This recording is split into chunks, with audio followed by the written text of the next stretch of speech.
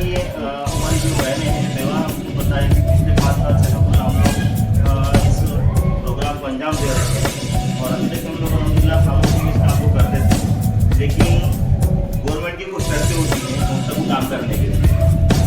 तो हमारा मकसद किसी की इज्जत को पामाल करना नहीं है और किसी को सजा बनाकर उसकी इज्जत को नीलाम करना भी नहीं है, क्योंकि ये काम अल्हम्दुलिल्लाह हमारे आका सल्लल्लाहु अलैहि वसल्लम ने दीन के दायरे के अंदर चीज़ें बताई हैं। किसी की इज्जत को पामाल करना यानी कि जो है काबिल को होने से बड़ा गुनाह है किसी को होना। तो कुछ कवानीन के अंदर में रहकर हमको काम करना भी ज़रूरी है, जहाँ पे जो आइन है उसको मानना भी ज़रूरी है। तो अल्हम्दुलिल्लाह हमने जो संस्था वसानी के नाम से रखी है, तो असल आज एक ऐसी जगह है कि वो जगह किसी से अनजान नहीं है, जहाँ पर अल्हम्दुलिल्लाह 15,000 बच्चे तालीम हासिल करते हैं। दीन के साथ साथ में अल्हम्दुलिल्लाह दुनिया का हुनर भी हासिल करते हैं। वहाँ पर केजी से लेकर पीजी तक का पूरा एजुकेशन वहाँ पर है। तकरीबन 150 एकड़ में पूरा कैंपस बसा हुआ है। और अल्हम्दुलिल्लाह जब हज़रत 2002 में अक्सलपुरा से हम नगर आए थे, तो यहाँ से हम 6 बच्चों को लेकर गए सर।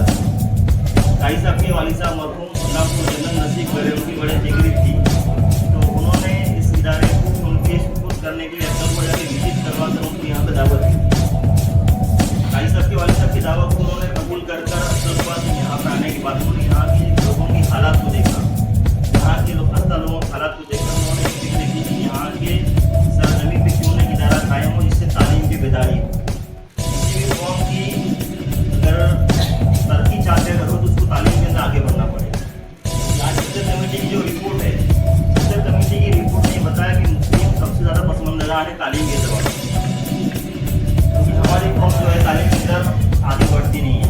तो इसी फिक्र को लेकर हमारे जिसमें अल्लाह ने लॉकडाउन के अंदर फिक्र तारीफ की, क्योंकि नांदेड़ में जब लॉकडाउन में मेरा सफर हुआ तो छोटे छोटे बच्चे जो है होटलों में काम कर रहे थे। तो हमने उनसे पूछा कि आप क्यों काम कर रहे थे, उन्होंने बोला मेरे वाले को इंतकाल हो गया, घर पे कमा जाता कोई नहीं। तो इस मजबूरी में उन बच्चों ने होटलों में काम कर जो मिलते थे तो उनके ऊपर उनका गुजर बसर होता था। तो हमने सोचा कि क्यों ना अपने एक ऐसा काम करें जिससे इन लोगों के लिए आसानी इतनी कुर्सियाँ किसको नसीब नहीं होती, सबको नसीब होती। तो इन कुर्सियों में हमारे साथ साथ में बेमौके घर में का माहौल, हम हमारे घरों में अच्छा बना के खिलाएंगे, सब चीज़ें करेंगे और इन बेमौके के घरों में अगर नहीं अगर तो का जरिया भी बना सकता है हमारे। तो ये हमारे और हम सबके नजात के लिए हमने काम को शुरू किया। हम लोग 5 साल से काम कर रहे हैं। तो हमारी संस्था का मेन उद्देश्य ये है कि हम के साथ साथ में जो यतीम बच्चे हैं, तो आगे का हमारा मकसद है कि इंशाअल्लाह हम नांदेड़ जिले के अंदर कहीं भी जगह हमको चीज़ें मिलेंगी तो यतीम बच्चों के लिए हम स्कूल खोलना चाहते हैं। सर आप थोड़ा तवज्जो देंगे हमारी तरफ, ताकि उसके अंदर बच्चों को हुनर भी मिले, दीन की तालीम भी मिले और अपने पैरों पर खड़े हो सकें। साथ में इन जो हमारी माँ बहनें हैं जो खेतों में काम करने जाती है, बहुत सारी माँ बहन अभी यहाँ पे मौजूद नहीं है जो हल्दी निकालने के लिए गई है। तो हम चाह रहे हैं कि उनके लिए टेलरिंग क्लास यहाँ पे शुरू करें, ताकि वो अपने कदमों पर खड़ी हो सके, अपने अंदर हुनर ला सके। उसके लिए बोलना आसान है, लेकिन साफू करने के लिए बहुत जदोजहद करनी पड़ती है। जब तक कि कोई अकेला इंसान जो है जिक्र करता है, इसको बोलते हैं कि मैं अकेले चलाता जाने की मंजिल, मैं अकेले ही चलाता जाने की मंजिल, लोग ढूंढते गए और कारवा बनता गया। तो ये हमने कदम इस काम के लिए शुरू किया है। तो साहब साहिब साहब अगर हमारे कदम से कदम क्या करें, हमको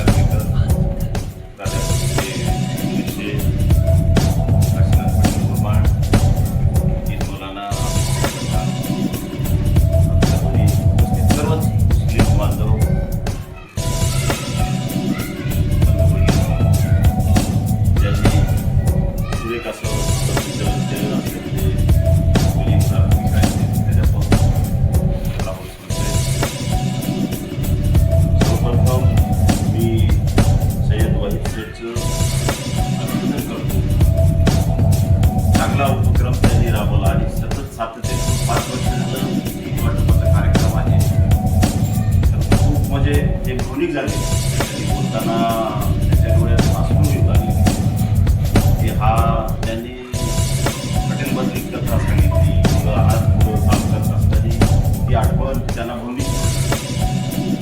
तर हा कार्यक्रम मला सुद्धा या कार्यक्रमात जास्त भाग्य मिळालं. स्वतःचं भाग्य समजतो की असे कार्यक्रम झाले पाहिजेत.